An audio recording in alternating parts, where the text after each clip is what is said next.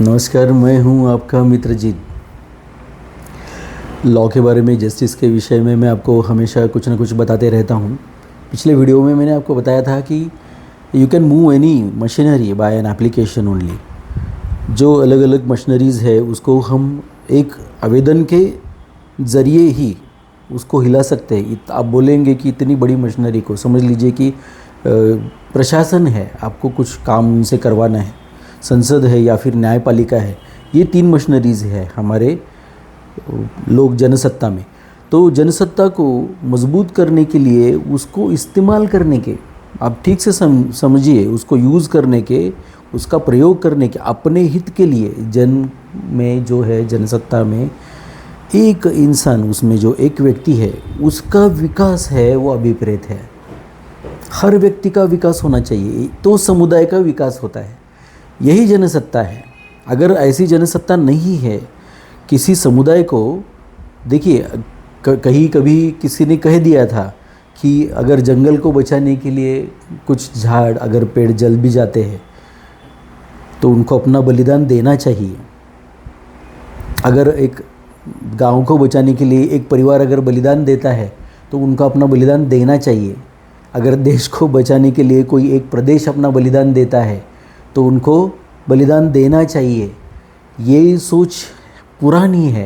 मैं आपको बताता हूँ, एक व्यक्ति को बचाने के लिए एक व्यक्ति को पूरे समाज ने सहयोग देना चाहिए। ये जनसत्ता है।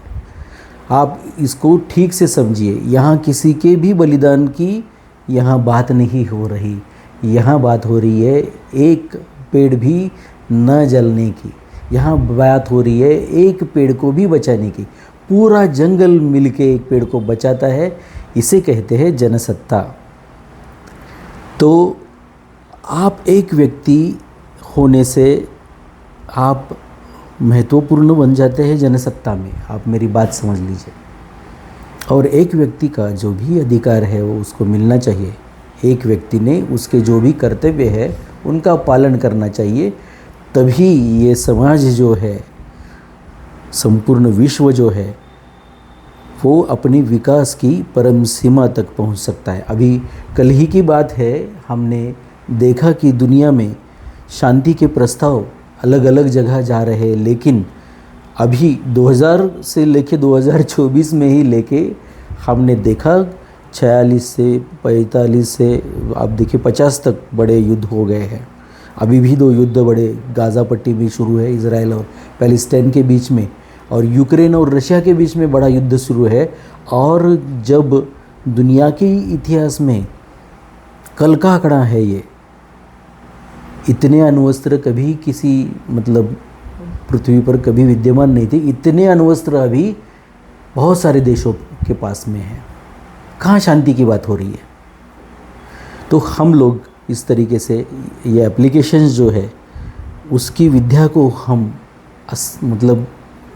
सीख ले उसको, कि कैसे उसको बनाना है, लोगों तक कैसे पहुंचाना है उसको, और अपना काम कैसे निकलवाना है। मैं खुले बोल रहा हूँ आपसे कि अपना काम कैसे निकलवाना है, जो अर्थात जनसत्ता के विरोध में ना हो, आपके हित में हो। आपका व्यक्तिगत काम क्यों ना हो, समझ लीजिए मेरी बात, क्योंकि एक व्यक्ति के विकास से ही समाज का विकास होता है। मिलते हैं अगले वीडियो में। बहुत बहुत धन्यवाद।